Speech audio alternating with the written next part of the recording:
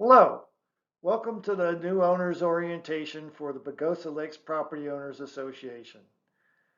My name is Alan Roth and I'm the general manager for the association, and I would like to personally welcome you to our beautiful community here located in Pagosa Springs, Colorado.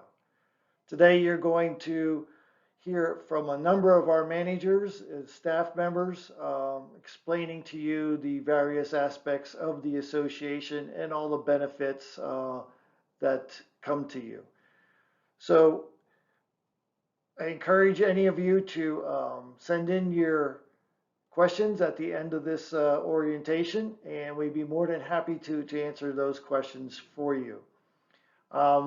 We'll get started, and I am going to start off with a little bit of history about the Pagosa Lakes Property Owners Association.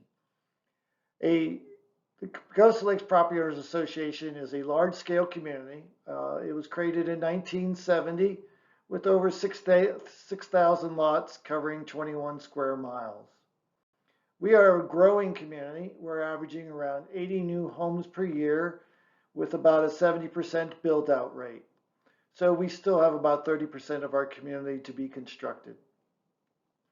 Our community consists of 27 subdivisions, and we are the master association for all the 27 subdivisions. You will see that we are a very diverse community in that we are made up of condos, townhomes, mobile homes, single-family homes, timeshares, and commercial properties. And I believe what also makes us very unique is that you'll notice that all of our homes, and no matter how different style they are, they do not all look alike. We have individuality here in Pagosa Lakes, that we have a common look, but yet everyone is different and unique to each individual's tastes and styles, which I think is terrific. PLPOA also has numerous recreation amenities for everyone to enjoy, and I encourage everybody to get out and take advantage of these recreation amenities. And you'll hear much more about them later on. So community associations, what is a community association? Well, it is a group of owners who wish to provide a communal basis for preserving and maintaining and enhancing their homes and property. It is a mandatory membership, so when you purchase your property, the provisions in the deed limit or define the rights of your ownership. So it explains what restrictions are placed on your property for being in this association. It has mutually binding governing documents. The terms are binding on the property itself and the original and all successive buyers. So if you sell, whoever you sell to will also become will be a member in the association, and it is mandatory. It just gets passed on from from ownership to ownership, and it stays with the land, runs with the land, so to speak. The association, we have lien-based assessments, which means that the owner pays a fee for the operation of the community association and the common property, and the collections are enforceable through the liens. How does the community association operate? We have three different sectors broken down into three different sectors of how the association is organized and operates. And the first one is governance. So the association is the governance portion of it is fulfilling its obligations of the statutes and the governing documents. It's enforcement of our policies, the design review documents, and volunteer recruitment. On the business side of things, business services, we are collecting assessments, managing finances, maintaining community property, and investing reserve funds in long-range planning. The community side of it is the recreational and social functions, whether it be special events, activities, and then it also includes trash pickup, plowing, sending out newsletters, information meetings, So that all makes up the community services function of the community association. So it is broken down into three separate functions of the community association. So the governing documents is what a lot of us hear about when it comes to community associations, and these are basically the kind of what you would say the laws that the association follows. And it all starts off with the Declaration of Restrictions. So the Declaration of Restrictions is written up and it outlines all the restrictions that are placed on the property and outlines how the association is organized and how it functions.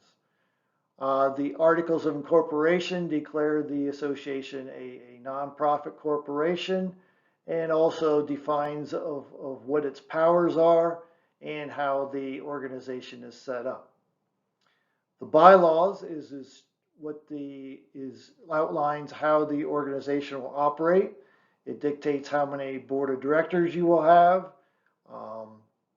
It will tell you how owners will vote, how the voting process goes, and what powers the board of directors has in operating the community association. And then, of course, you have the rules and regulations. These are done by the board of directors, voted in with owner input, and these regulations, rules and regulations are set forth, and they are based on the Declaration of Restrictions. So you cannot have a rule or a regulation that conflicts with anything within the Declaration of Restrictions. So that is something that always has to be kept in mind. But you have your rules and regulations that you must follow, and that's the type of things of you can't have junk piled up in your yard, you can't have a barking dog, things of that nature. That gets into having a peaceful, harmonious neighborhood. And then we have the project permit process. Project permit process is a process that you follow when you want to make improvements to your property. So we have the ECC, and you'll hear more about this committee. Many of you may know the ECC more as the Architectural Review Committee, the ARC. But here in Pagosa, it is called the Environmental Control Committee, and the project permit process is what is followed with the Environmental Control Committee in describing the different things that when it comes to improving your property of what you can and cannot do, where things can be located, how big they can be, colors, and things of that nature. So moving along, many of you as new owners may be are going to be in one of these 27 subdivisions, and some of these subdivisions can be made up of condos, and then you will see that you pay a separate set of dues to that sub-association for your condos. So a definition of sub-association is it's a member of the master association, which is PLPOA, with their own set of governing documents, policies, dues specific to that neighborhood. Typically responsible for maintaining a common area, which could be parking, landscaping, building roofs, balconies, exterior siding, and lobbies. So those are kind of examples of what you'd be paying dues for. So say if you lived in a condo, whether it be a balcony or, as you know, you have numerous condos within one building. So when it comes time to redo the siding or the roof, your dues would go to paying those types of things there. So what is the purpose of PLPOA? So the PLPOA has a mission and vision statement that were developed not only in the Declaration of Restrictions, but when the Board of Directors created the strategic plan. So something that we are very proud of is that we do have developed a strategic plan which outlines the goals and objectives for the community association and provides future direction for all boards to take in the improvement and enhancement of the association. So if you look up on our website, the strategic plan, you'll see in there that the mission is to protect property values, further and promote community welfare, and protect and enhance the civic, social, and recreational interests of the PLPOA owners. So our vision is to be the best PLPOA in the state by enriching the lives of our residents, protecting property values, providing sound financial management, creating our harmonious, well-maintained, and beautiful community. So the benefits of being in a community association. So typically this list here is the typical benefits that are identified by homeowners living in community associations. And obviously the first one is to preserve property values by enforcing rules and putting restrictions on what you can and cannot do on your property. It enhances the property values and it keeps the association community looking very well. Community associations have recreation amenities. You know, we have the 5 lakes here in Pagosa lakes. And then we have, you know, the recreation center, miles of trails, clubhouse, parks. So all these recreation amenities are available for our owners to use. Community associations provide a clean, attractive neighborhoods. And everybody knows the rules and they also have a say in the rules. So you have the opportunity to attend board meetings and committees and have input on what the rules should and should not be. Typically your neighbors are responsible neighbors, maintaining their homes and properties and watching out for one another. We provide, community association provide restrictions on exterior home improvements. So that prevents anything from out of the ordinary taking place. But keep in mind that we're only focused on the exterior of the home, of what your neighbors can see and everyone else can see. So if you want to paint the interior of your home orange and purple with bright green polka dots in your interior walls, you're more than happy to do that. We're just focused on the exterior of what everybody sees on the exterior of the homes and that it is harmonious with the rest of the neighborhood.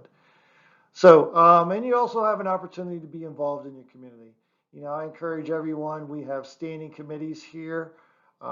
We have the board of directors meetings monthly that are open for owners to come and sit in on. And you can get involved on these committees. You can volunteer for events and activities. So I encourage you to take advantage of all the opportunities to get involved within Pagosa Lakes. So the organizational chart for Pagosa Lakes. So obviously we start at the top here with the property owners themselves. And the property owners vote on 7 board of directors. So the board of directors have 3-year terms, and the owners elect those board of directors to represent them on the board of directors. The board of directors hires a general manager and who is responsible for the operations of the association. So within the association, we have 5 different departments. And you see here the administration and accounting department. And we have the property and environment department and the community lifestyle and communications, recreation and amenities, and community standards. And you'll be hearing from many of these folks here to further explain what goes on within each of their departments. Over here to the right, you have the Environmental Control Committee, and they are appointed by the Board of Directors. However, they have sole authority regarding what gets approved and what does not get approved regarding permit applications for exterior improvements on the lots and homes. And then you see underneath them, you have the various committees of the board. Welcome, new owners. My name's Keith Kramer. I'm the manager over the Department of Community Standards. I'm going to discuss with you what our Environmental Control Committee is and does, and then I'm going to tell you a little about the Department of Community Standards. The Environmental Control Committee, which we refer to as the ECC, is our architectural review committee, and all permits and projects and anything that has to do with improvements on your property goes before this committee for review and approval. They disapprove and approve plans, verify specifications, and any related details to any structure, additions, or improvements to be constructed or maintained on your property, your lot. The ECC must act in accordance with the declarations of restrictions, which were established in March of 1970. And the goal is to maintain harmony with the surroundings and benefit to the community. The master declarations preside over the ECC and set up our declarations of restrictions, which the ECC has to uphold. And so that establishes any improvement and design standards for all projects that are submitted in relation to each individual subdivision's declarations of restrictions. The ECC meets twice a month on the first and third Thursday of each month, and the meeting starts at 8:30 in the morning. The day before each meeting is a work session, and that work session starts at 8:30 as well. Any owner submitting projects is welcome to come attend the work session and ask questions or provide answers for their individual projects. The ECC committee members are all owners like yourself and are volunteers who serve for a 3-year stint that has to be approved and voted on by the board of directors. And the ECC is supported by the staff. The Department of Community Standards staff works in conjunction with owners and the ECC committee in order to come to good solutions for projects and whatnot. The ECC, in addition to just presiding over projects and permit applications, provides consultation, review, guidance, discussion, site visits, preliminary reviews of all projects to help assist the owners in coming to a solution that benefits both the owners and the association. Keep in mind that only the ECC has the authority to approve projects. Staff does not. Staff does not make any decisions in regarding to yes or no on any project on any property. The function of the Department of Community Standards staff is going to inform owners of what the rules are.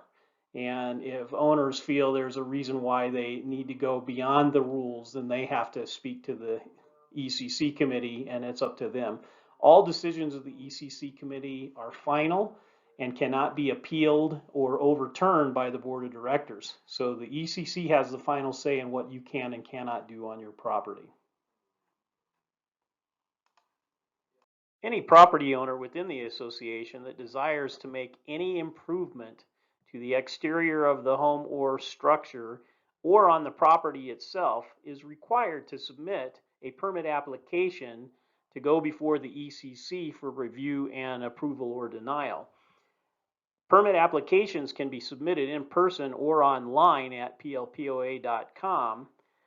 The turnaround time for a permit application that is submitted is usually 2 weeks. So if a meeting is on the first Thursday of the month and you turn in your permit application on that first Thursday, it would be the following meeting on the third Thursday where it would go for review and or approval. Owners need to take that time frame in mind because there is that period of a couple weeks before it is actually presented to the committee. And we do have some owners that like to run at the last minute and get permits submitted, and we do not make any variations in that timetable for any reason. So you have to take that 2-week timetable in consideration when doing projects. As you can see on the slide, any kind of improvement from planting of trees or landscaping to adding additional parking or changing the color of your house all requires a permit of some sort and approval from the ECC. So if it's on the exterior of your home or on the property itself, it has to be approved. There are several types of permit applications. The bigger projects require a major permit application, and smaller projects require a minor permit application. And those are divided by a cost of $12,500, with anything over being considered major and anything under being considered minor. The committee may request a bid for a project that seems too unlikely to fit in one category or the other, just to verify cost. In addition to the major and minor permit, which is usually used for structures and additions, we have what's called a written request. Written requests do not require a fee and are usually used for things like changing the color of your house, planting trees outside the building envelope, setting up children's play equipment, or seasonal fences or hoop houses, and some landscaping. So if there's any questions, you can call the office and discuss with the front office staff, and they will help guide you to the right permit application. There's individual applications also for docks and for fences and for signs, because there are special unique requirements for each of those. Again, any questions can be answered by the staff in the office.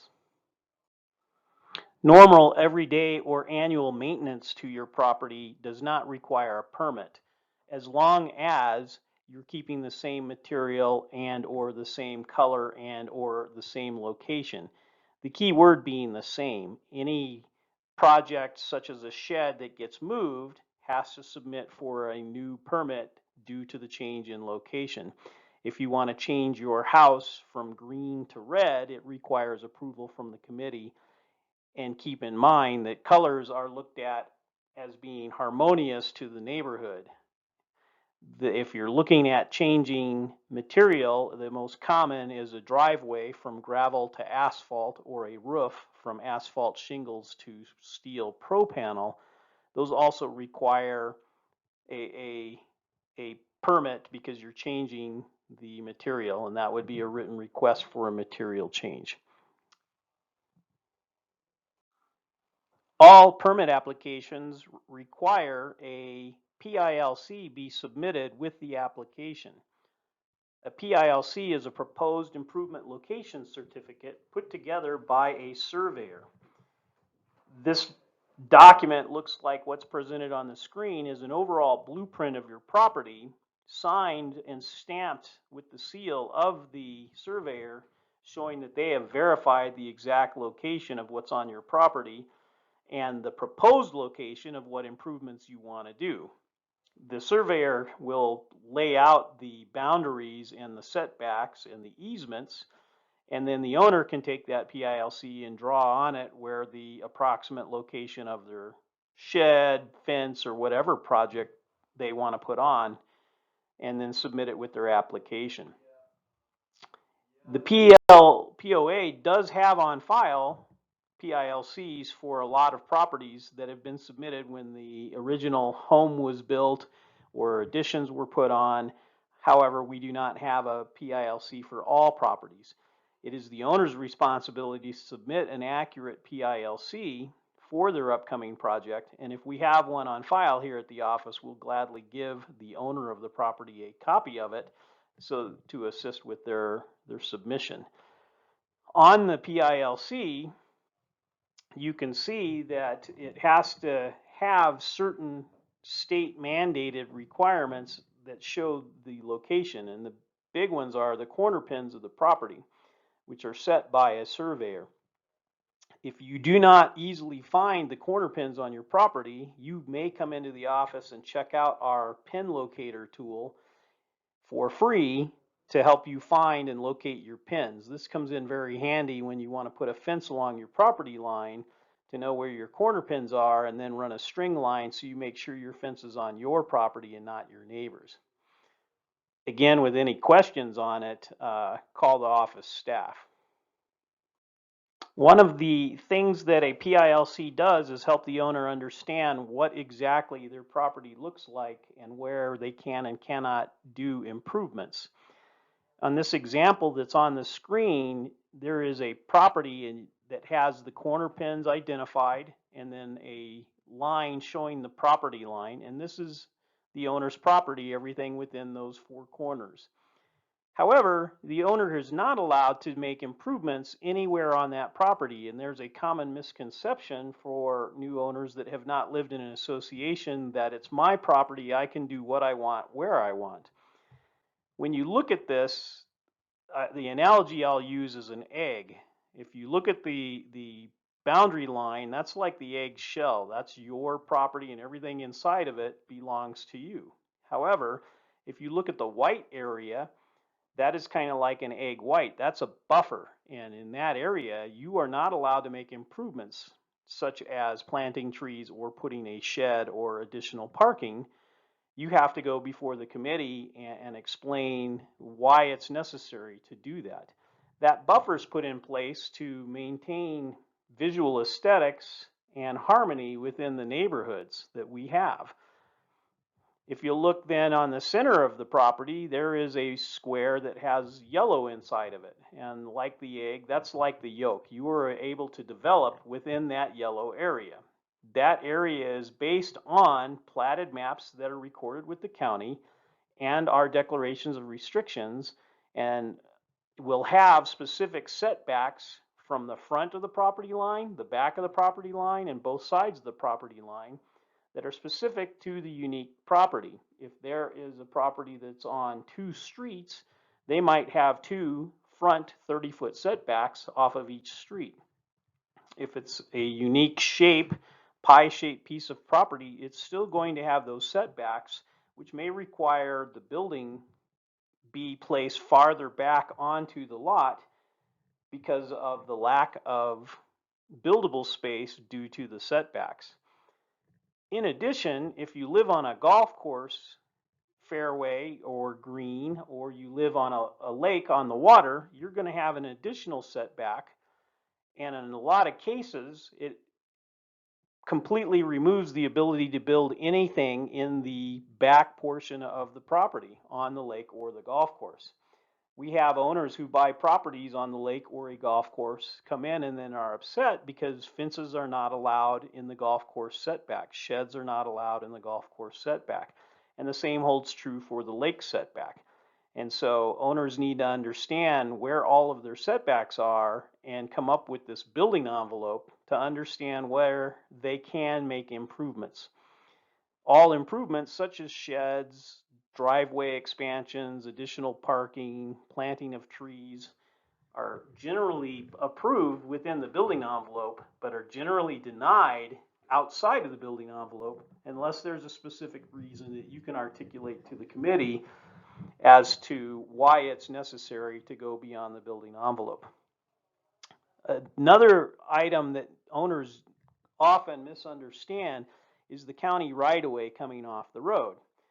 From the road's edge to your property line is going to be a buffer that the county has put on every property within the association to allow for drainage and snow removal. When you buy a property that doesn't have anything built on it, you're required to get what's called a right-of-way permit from the county, and a county person will come out and tell you where you can and cannot put your access to your property. That access, though, only goes from the road edge to your property line. When the county gives you a right-of-way permit, they are not giving you permission to do anything on your property. They are only giving you permission to access your property from the road in that specific area. Owners often misunderstand this and think that they can go all the way into their property and start developing their property without a permit from the association, and that creates a violation. Understand that the county right-of-way is measured from the center of the road and is typically 15 feet for minor roads and 30 feet for major roads. And so you will have that buffer to where you can actually start making improvements such as fences and that. And the reason being is because when the snow plows come down the road, if there's anything in the right of way, the county, they can damage the plows and the owner would be responsible for repairing those plows. One other piece of information is whatever the road is made of, your right-of-way access has to be made of the same material. And again, that's to protect the plows.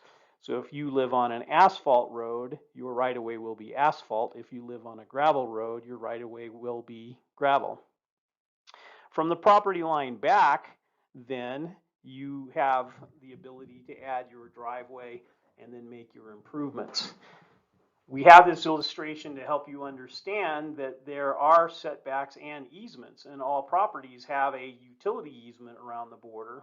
And a utility easement is so all of the utility companies can come in and run lines through that, and they do not need your permission to do so. And if there's any structure in that easement, such as trees, fences, sheds, they have authority to remove them, and they do not have to replace them. So you need to understand that the placement of anything in a utility easement is at the risk of having it removed by the utility company if they need access to the lines under the ground. Most of the utility companies are good about replacing and repairing with like or better if they have to do that, but they're not obligated to do so. One last thing with the county right away is that the county on their website states that they provide snow removal for all owners within the county on county roads. However, they do not come back and mitigate any berms or piles left at your driveway's edge, because that's on their property and that's your responsibility to make those berms. So if you're a new owner and you come out after the first heavy snow and see a big wall of snow at the end of your driveway, that is your responsibility to remove it and not the county's. The Department of Community Standards is a small department whose job it is to act as a go-between between owners and the Environmental Control Committee or the Board of Directors when dealing with either the project permit process or violations. The staff consists of a couple of part-time building inspectors and one liaison full-time, and a couple of front office staff that are here to answer questions and assist with the project permit process. The entire staff is responsible for helping owners determine which, if any, permit applications they submit for an improvement on the property, and for assisting them through that process. They review all submitted applications and documentation to make sure it's thorough and correct as required by the committee, and that the project meets the standards set forth for what project they're applying for. The inspection of the site where any proposed improvements are going to be that are coming before the ECC. The inspections of regular basis as to the progress of these projects, and then when the project is complete, the final inspection that the project was completed as per what was approved by the committee. So if you're building a house, the inspectors are going to look at the site before ground is broken. They're going to look at the site during this process. They're going to inspect as required any concrete that is being poured. They will inspect to the exact location to make sure it's within the building envelope and meets the requirements. Then they will inspect throughout the process to make sure that the windows are where they're supposed to be and the doors are where they're supposed to be and the colors are what they're supposed to be, and that the finished lighting meets our fully shielded standards, and the driveway's in place, and all of the requirements for the home are met as per what was originally approved before they then sign off that the project is complete. During this process, there will be several communications going through as to where you're at with your permit, if an extension is needed, if you're close to being finished, what's required to finish, etc. Understand that all of our applications that are approved are given 6 months to complete as per our declarations, and if it's going to go beyond, you have to apply for an extension. Please be aware of the fees because they escalate While the first extension is only $100, the fifth extension is $5,000. So understand what you're signing up for and read all the documents that you're signing to understand what the fees and the schedules are. As stated in the previous slide, throughout the process of any project of improvement on your property, the Department of Community Standards inspection staff will make regular visits to the property to inspect the progress and document. Part of the application process is granting the PLPOA staff this ability to do so. So please be aware that because of the limited amount of staff and the giant amount of projects that we have, staff will not pre-announce they're coming onto the property and will not announce their reason as to being there. It's just an informal visit to do inspections, no different than the county building inspector does throughout the process. So be advised that when you see the PLPOA vehicles pull up on site or driving through the neighborhood, 90% better chance of them doing inspections as opposed to doing anything else in the neighborhood. The Department of Community Standards is also tasked with enforcing the covenants or the declarations of restrictions and the rules and regulations throughout each individual neighborhood. The staff does make regular inspections throughout each neighborhood within the association and is responsible for responding to all complaints that are submitted online through our online complaint form. The staff does go out and verify all complaints that are turned in for possible violations of our declarations of restrictions and our neighborhood rules and regulations. But keep in mind that while staff verifies all complaints, not all complaints are violations. The staff does communicate with and assist property owners then to bringing the property into compliance and explaining what the violation consists of. The Department of Community Standards staff does not make these rules, nor can they amend them or avoid them. Only the board of directors can make those decisions. Keep in mind that the Department of Community Standards is not an enforcement division like law enforcement, county sheriff's office, the county code enforcement office, the building inspector for the county, or animal control. For the amount of fees that you pay on an annual basis, we just simply do not have the staff and we do not do enforcement. We cannot ticket, tow, capture, or move any owner's personal property.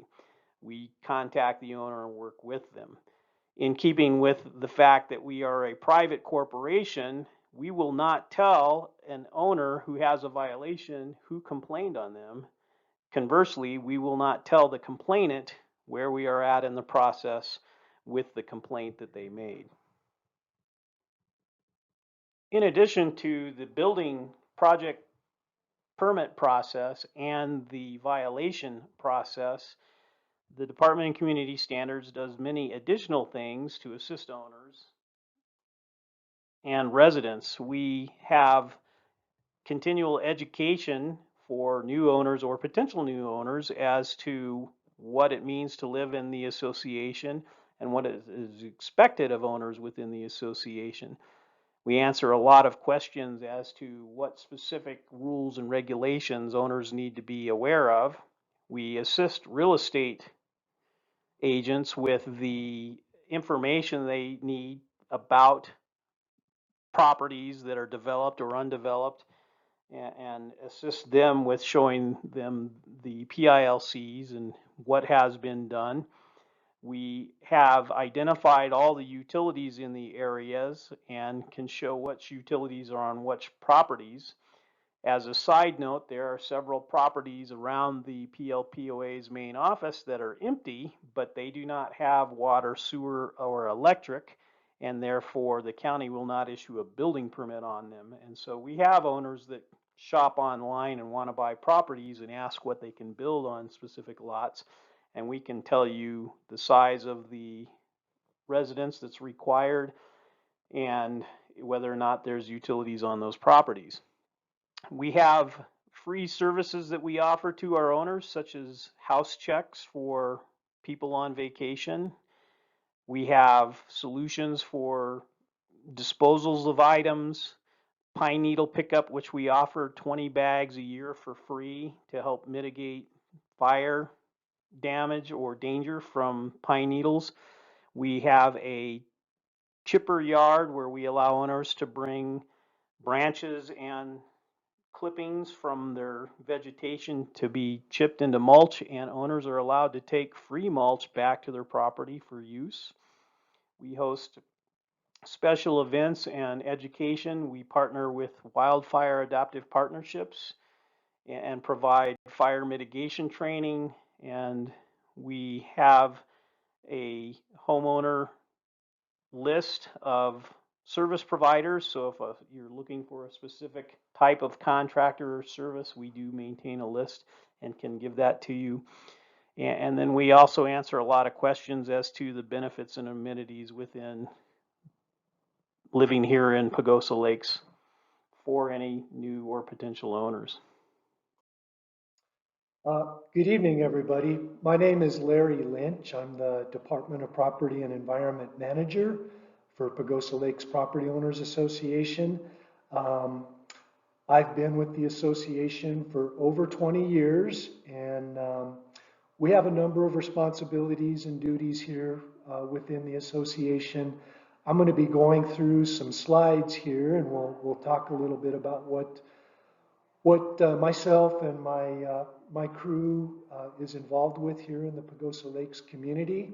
If you have any questions, please get with Jen after the meeting, and she'll get those questions together for us, and we'll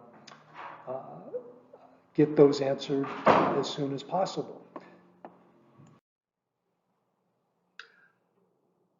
So here on my first slide, just a brief overview of my department.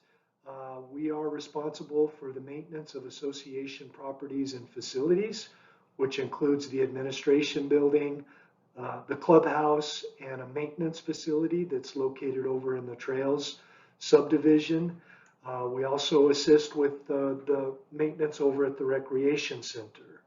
The association vehicles, common areas, open spaces, and so on. We also handle snow removal on association properties, which includes parking lots and things like our paved trail systems, as well as the mailbox cluster locations that are out in the community. We also manage 4 lakes, which includes fishing and boating programs. We have hundreds of owners that enjoy fishing and boating out on our 4 lakes, and I'll get into that here a little bit more on coming up. We also have 4 dams that we maintain. We recently completed a long-range assessment and maintenance plan on those 4 dams, and that information is actually available on the website if anybody's interested in looking at that.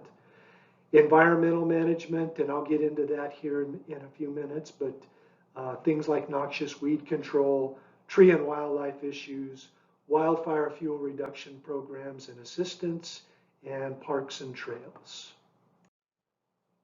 So I've got a few slides here that just kind of show an overhead view of some of our lakes, and I'll just quickly go through them. But Lake Forest is our southerlymost lake and our smallest lake, about 42 surface acres. Recreational fishing and boating here, boat ramp, a couple different access locations. Fishery includes rainbow trout, largemouth bass, yellow perch, as well as some bluegill and green sunfish. So here we have a slide of Village Lake, which is the next lake up in our chain, approximately 72 surface acres. Very similar fishery to what we have in Lake Forest. Primarily rainbow trout, largemouth bass, crappie, and perch. This is a nice lake. We've got a boat ramp on the southwest side of the lake, access off of the dam, which includes a floating fishing dock, and various other access points to this lake. So here in this next slide, we're looking down on Lake Pagosa. I believe this picture was taken from a hot air balloon several years ago. About 100 surface acres, definitely one of our most popular lakes. We see a lot of fishing and boating activity on Lake Pagosa all throughout the summer and even into the early fall. Primarily rainbow trout, largemouth bass, crappie, and perch. And I think I'll take this opportunity just to give our new owners a quick overview on the fishing and boating program here. We do offer annual and weekly and daily fishing permits to our owners. Those are available over at the Recreation Center or at the administration office. An annual permit, for example, for an individual owner is $35. We also have a family package where a family can come in for $85 and purchase an annual family pass. We have weekly and daily options. All that information is on the website. So please, if you have any questions about that, just go to the website, and we've got tons of information on there regarding the lakes. And last lake here that we're looking at is Hatcher Lake. This is our northerlymost lake, also our largest lake, 133 surface acres.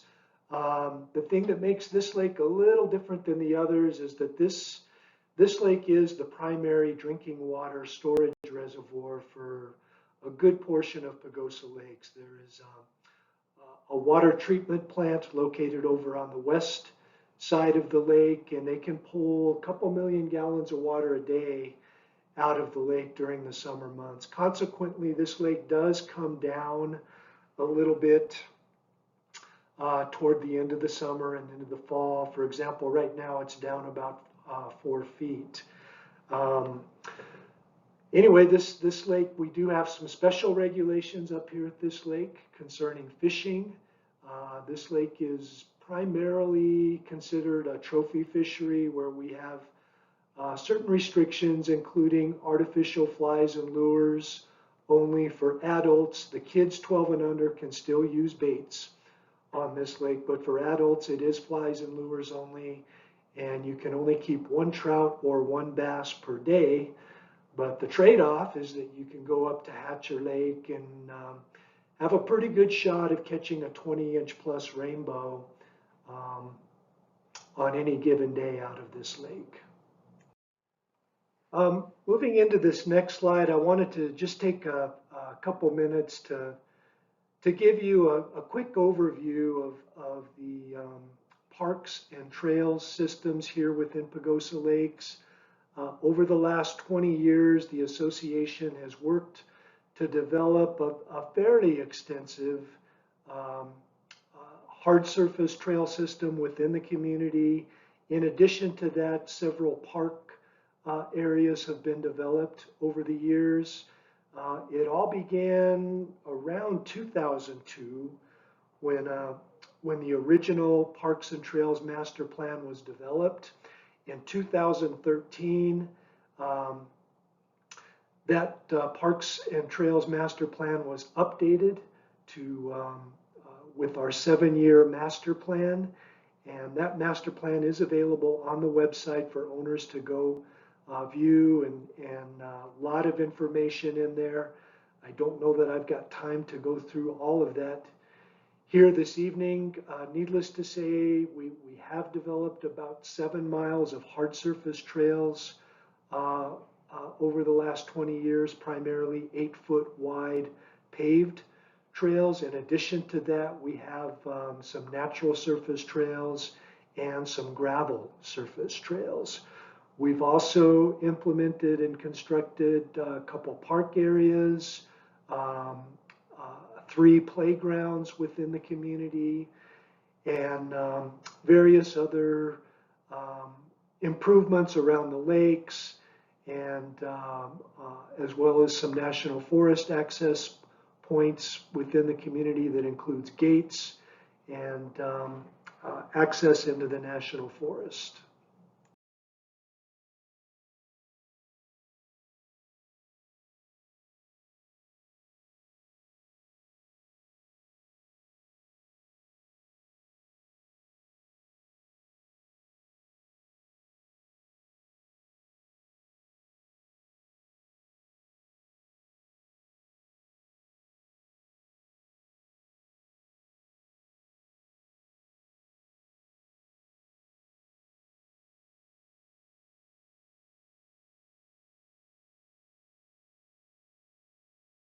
So looking at this next slide, we're actually looking at a photo of one of our recently completed projects. This was the North Pagosa Boulevard pedestrian and bicycle trail that was completed about 3 years ago. This runs basically from Edgewater Drive up to Lake Forest Circle. 8-foot wide, non-motorized uses allowed on this trail. We're also in the middle of a project right now just to the south of this, where we are installing a new 100-foot long pedestrian footbridge that's going to be spanning the spillway at Village Lake in North Pagosa Boulevard. A new 5-foot wide concrete sidewalk was just completed a few weeks ago that's going to be connecting to the southerly end of this this trail right here, that's going to be connecting the southerly and northerly portions of this missing section. We're pretty excited about it. We're hoping that this project is completed here in the next couple of months. And this one was a long project in the works. We've been working on that footbridge project for about 4 years now, and so we're glad to finally see this one into the home stretch. This next slide, this is actually a Forest Service map that shows in pretty good detail a pretty extensive trail system that we have out to the west of our community in the San Juan National Forest. Some of you have probably had a chance to get out there and explore the Turkey Springs area.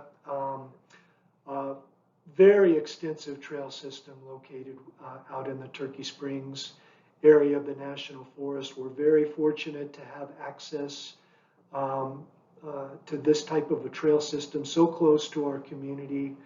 We do have a number of National Forest access locations within Pagosa Lakes that will get you out into the National Forest. We've got maps of those locations on the website. I believe we also have this map on the website if you want to download it. You can, gives you a pretty good detailed overview of what the trail systems that are available out in that Turkey Springs area. There's probably 100 miles or more of amazing single track out there, and I'm sure as you guys get more settled into Pagosa Lakes, you'll be out exploring this area in the coming months. Here's a quick screenshot of our Highland Park project that we constructed about 2 years ago in 2019. This was an in-house project. We did this in-house, constructed a fairly lengthy driveway that comes in to the park off of North Pagosa Boulevard. This is up in the Hatcher area. Built some parking, playground, and some other amenities up here. A new gate that connects into the National Forest. If you haven't been up to Highland Park, I would encourage you to go up and check it out. It's a neat spot. We have a picnic area up there, kids playground, along with that new parking area and National Forest access. Here's a quick shot of the playground that we constructed up there a couple years ago. You can see in the background a 4-strand fence back there. That's actually the National Forest boundary. There's a gate located right here for access into the National Forest, some benches and a picnic table. This is a pretty neat spot. If you get a chance, I would sure encourage you to go up and check this out. Okay, kind of changing gears here. This next slide shows our horizontal drum grinder that we purchased about 4 years ago with the help of a grant from the state of Colorado. One of the programs that we do provide assistance with for our owners is a brush collection area where owners who are doing things like wildfire fuel reduction programs on their properties can bring their brush and limbs up to 8 inches in diameter over to a centralized brush collection area. This is located over in the Trails subdivision. The address actually is 360 Sam Houston Boulevard, but we have directions and more information on our website about how to get there. Gosh, we run this program all summer long and into the fall. The facility's open Wednesday through Friday from 8 to 4, and then Saturdays from 8 till noon. You can come in and drop off brush and limbs, as I said, up to 8 inches in diameter, and this is a free program. We do not charge for this. We run the chipper on Mondays and Tuesdays, which is why we have the facility closed on those days, so that we can safely run the chipper on those 2 days early in the week. And we do spend a lot of time out there just feeding this machine, grinding up that material into mulch. And speaking of which, if you have any need for mulch for things like landscaping or improvements on your property, we've got a lot of really nice mulch piles over there. They're available to any owner to come in and pick up as much as you'd like. Another aspect that my department is involved with is things involving trees. So just want to remind our owners that if you do want to remove a tree on your property, you do need to apply for a permit to do that. We're pretty easy to work with. That's a free application, and we approve hundreds of trees to be removed every year for all kinds of different reasons. Occasionally we run into insect and disease problems. That's what happened to this tree here on the right. That was actually a mountain pine beetle attack that occurred a few years ago. We do see that in the community occasionally. We do not have any widespread insect and disease problems within Pagosa Lakes at this time, but we do see it occasionally and from time to time. So if you do have questions about a tree or tree health, or if you want to remove a tree, you can just come onto the website and get into that tree removal application. It's very easy.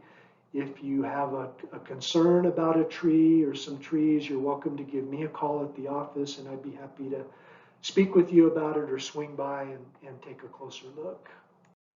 Okay, changing gears here again. I've got some slides here that show a couple of noxious weeds that we have in our community. These weeds are non-native invasive weeds that are listed by the state of Colorado as items of serious concern to our natural environment. We do have a noxious weed control program here within the association, and that's one of my duties and responsibilities. We do a lot of noxious weed control on the common areas, within the areas around the lakes and other spots within our community.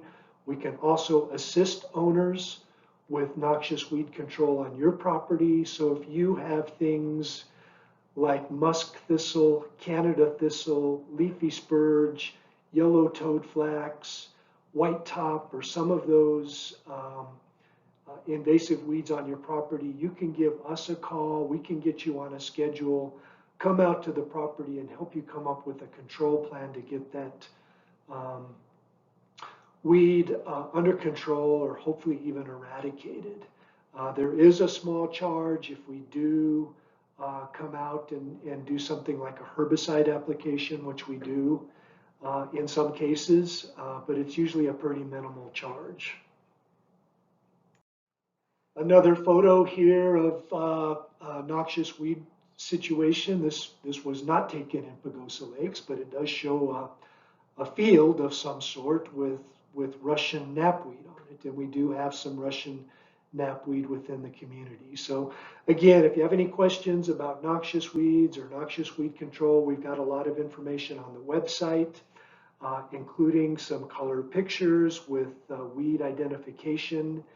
You're welcome to call me if you have any questions on noxious weed control.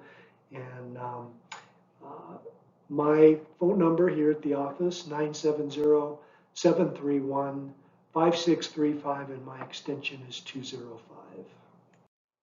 Now you'll get to learn a little bit about the Department of Recreation and Amenities. I always like to start with the goal of the department, and the goal is simple. It is to provide high-quality customer service, activities, programs, and amenities to as many residents of Pagosa Lakes as possible.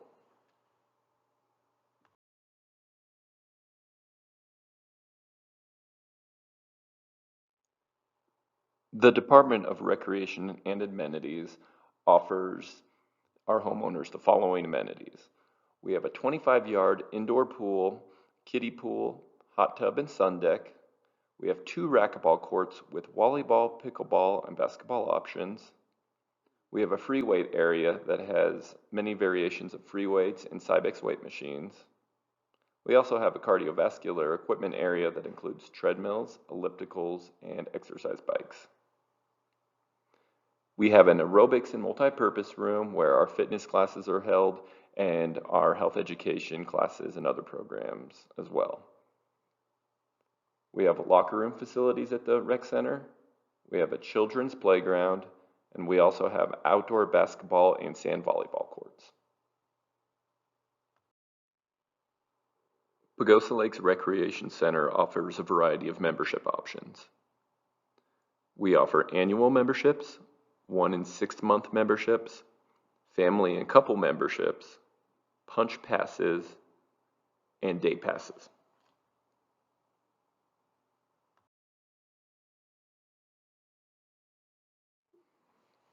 Pagosa Lakes Recreation Center offers a variety of program options. We offer fitness classes, personal training, wellness classes and seminars, swim lessons during the summer. We offer a club swim team. We also offer a variety of drop-in activities. Racquetball, volleyball, outdoor basketball, and sand volleyball are just a few. Seasonally, we also offer outdoor recreation activities on the trails that surround Pagosa Lakes. If you ever have any ideas or would like to see programs offered, please drop by the rec center and let the front desk staff know. Thank you. Hi everyone, good news. We are down to the last Pagosa Lake Property Owners Association department and the last 4 slides of this presentation. I'm Jen Pitcher and I'm the Director of Lifestyle and Communications. In the next few slides, I will cover a few details about what that department includes. Let's start with a little bit of communication and go over what you can find in your welcome packet. Hopefully you received one of these in the mail or were able to come by the office and pick one up. The first thing you will find is a welcome letter. The welcome letter is made up of 2 pages. On the first page, you will find general information briefing you on many of the things that we have covered here today. On the second page, you are provided with information specific to your property so that you can sign in for the first time to your owner's portal. The owner's portal through sierranet.com is different than our website. A little bit later, we will go over how those 2 are different and how to use each as a tool. The second thing you will find is a community guide. This is a folded publication that gives you a quick glance at each department of the Pagosa Lake Property Owners Association. On the back side of this publication, when unfolded, is a map. This map includes all 26 subdivisions of Pagosa Lakes and also features many of our amenities. Next, you will find a PILC. If you did not have a PILC included in your packet, it is possible that is because you live in a condo or the property you purchased has not yet been built on. The importance of a PILC was covered earlier by Keith, the Department of Community Standards Manager. Next, you have two postcards. One is a Rec Center discount postcard. You can use this to redeem a discount for your first membership at the Rec Center.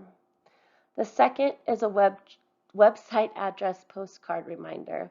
This is just to help you have a quick reference to what our website is so that if you have any questions, you can look them up there. Our website has a ton of information, but most importantly, as owners in a property owners association, you should make yourself familiar with the governing documents. Let's dive into communications. Essentially, what we are trying to do on the communications side of this department is keep you, the owner, well informed. We do this through many different avenues, those of which are listed here on this page and a few more. What I'd like to talk about now is the difference between our website and the owner's portal. In years past, the two have been connected. They are no longer connected. So if you previously signed in at PLPOA.com, that will no longer work. You will have to use the links in the website to sign into your owner's portal via Serenet.com. Use the information that we talked about in slide 1 to sign up for the first time. In your owner's portal, you will use this website of your owner's portal to do things like maybe look up if an application has been approved or a project has been approved, and also where you will pay your assessment if you want to do that online. You can also set up recurring payments here if you are the forgetful type like me and you just want it taken care of that one time a year when the assessments are assessed. On the website, however, at PLPOA.com, this is where you're still going to find a lot of the forms that you might want to fill out. For instance, an application for a project, or maybe a complaint form, or when we have special events, there will be links on our website for you to sign up for these events. Now for the fun part, the lifestyle side of the department. The lifestyle department provides many of the events that you will see advertised for Pagosa Lakes, many of which are listed here. In addition to sponsoring those events, we have groups, clubs, and programs that are often held in the clubhouse.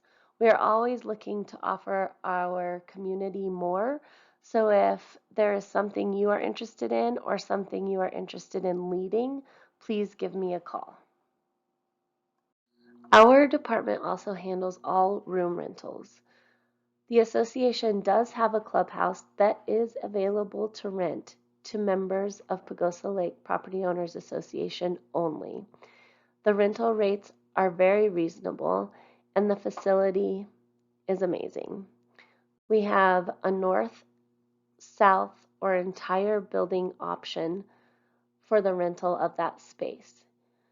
There's also a commercial kitchen in the building that can be added on to your room rental or individually at a flat rate fee. We also have the Vista Conference Room. The Vista Conference Room is located in our administration building, and because of that, is only available to rent during business hours. We have a number of extras that can be added on to any rental. Our clubhouse includes a brand new sound system, projector screen projector, and stage availability.